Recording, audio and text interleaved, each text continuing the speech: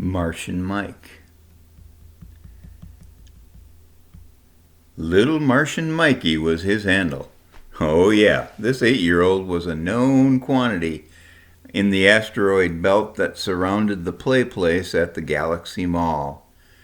Almost every day he could be found cruising the belt in his red rocket rider, keeping the peace and dreaming of Mars.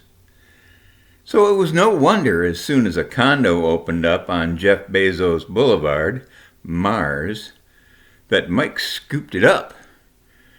He'd done all the simulations and made all the preparations.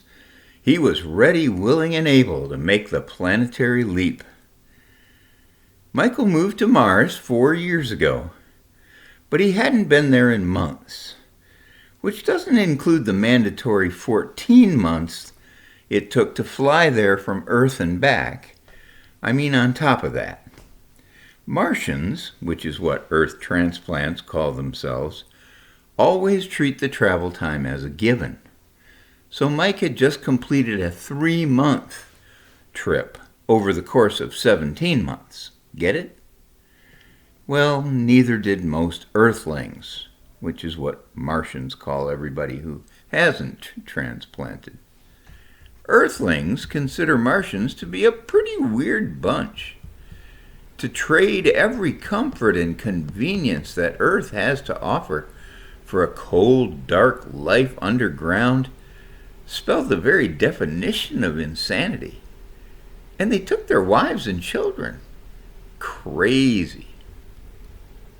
Martians, on the other hand, viewed Earthlings as a cowardly, selfish crowd. To hang on to all those comforts and conveniences in the obvious face of impending global disaster, and to relegate not only themselves, but also their families? So you can probably now see why they rarely exchanged Christmas cards.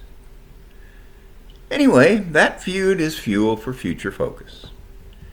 This account will zero in a bit more on what made Mike's most recent trip to the Big Blue Marble so memorable. First, let me say that it's not unusual for Martians to make frequent trips back to Earth. Corporate people travel to make sales and maintain supply lines. Other professionals, like Mike, who's an architect, operate Martian branches of Earth businesses. But the biggest reason by far for regular rocket returns is to stay connected with family. And that's again where we find Mike. So whenever he's back in town, he tries to cram in as much time with parents, siblings, nieces, nephews, and cousins as is possible. And this often includes church on Sunday morning, which has long disappeared from Mike's busy Martian life. Usually this means singing a few upbeat songs and patiently enduring an hour lecture about something that Mike has heard lectured on many times. But this particular trip included an encounter at a church that grabbed Mike's imagination and wouldn't let go. The discussion centered around the first 3 verses of Romans 12. And for some reason, those familiar verses began to open in a way he'd never seen them open before.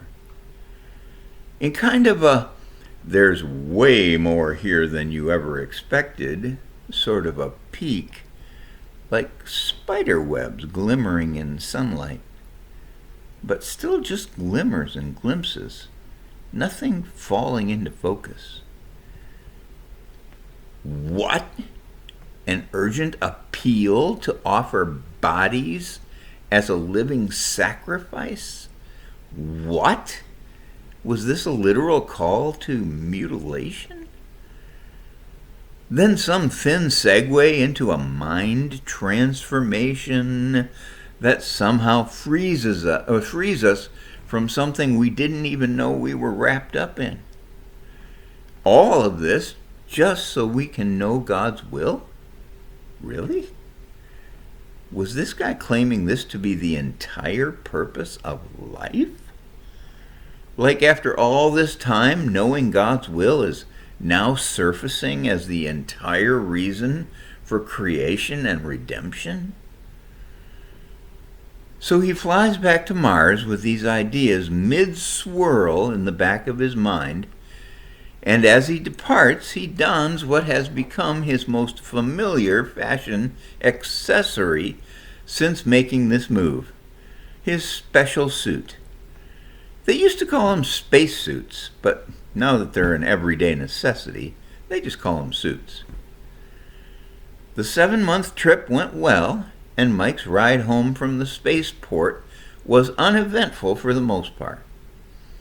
He had a hankering for a cheeseburger, so he directed his transport toward a local chain.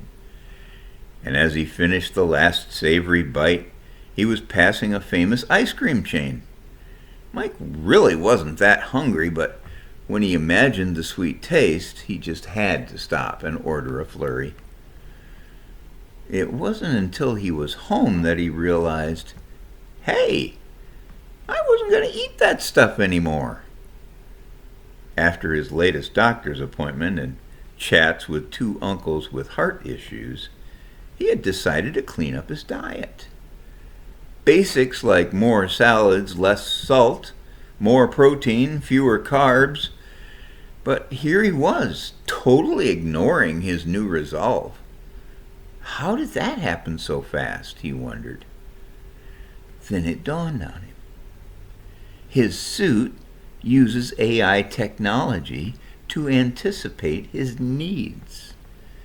If it detects hunger, it makes suggestions to the built-in GPS unit based on prior preferences. Same goes for if the suit detects fatigue. It offers possible rest stops along the way, and so it would go. Even the most intimate needs, like those for love and acceptance, showed up on the suit's radar. The suit never made any decisions. It just offered possibilities based on past satisfaction. Unfortunately, this has established patterns that run from unhealthy to inappropriate, even to impure and a little depraved. Wait, Mike stopped his thoughts. He thought again about Romans 12. Is it possible he was being asked to sacrifice something that was steering him wrong in order to make his life so much better? He hated to admit it, but that was exactly what he was being shown. But how could he possibly sacrifice his suit? He needed it to survive, even for a minute. Maybe he could sacrifice the old behaviors without giving up the suit. So, like any good architect, he drew up a plan. He recognized that years of behavior probably couldn't be changed in a week or two. But neither should it have to take years. He also knew himself well enough to know that relying on willpower to keep saying no to past preferences wouldn't last very long. He reasoned that he would also need to talk about the changes out loud, and his mind would get used to the new ideas. Like green smoothies. He was always grossed out by those verdant, vicious villains. But now he needed to be drinking them. He had to move himself from gag to grin.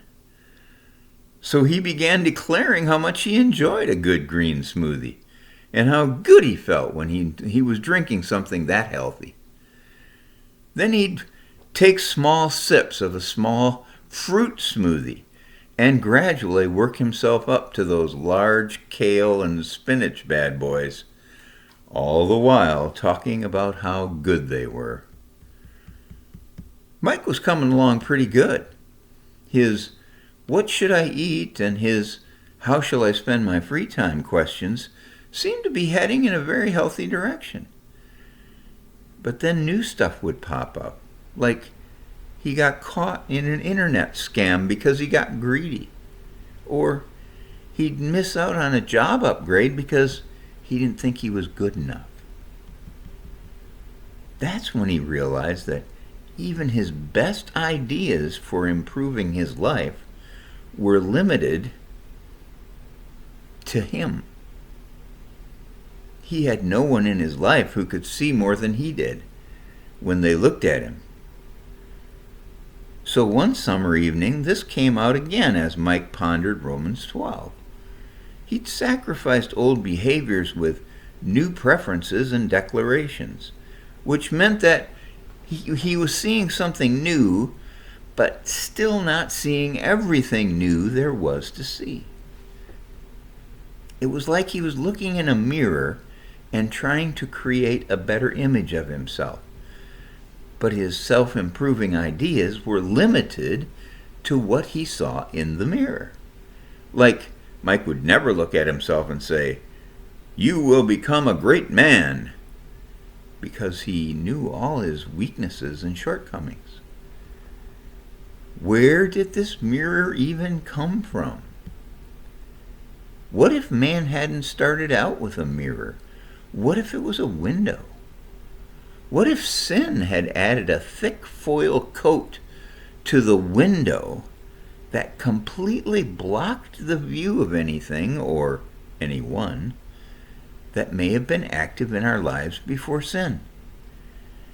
And we were stuck with living only with a reflection of ourselves, and not even a reflection, but our limited interpretation of that reflection.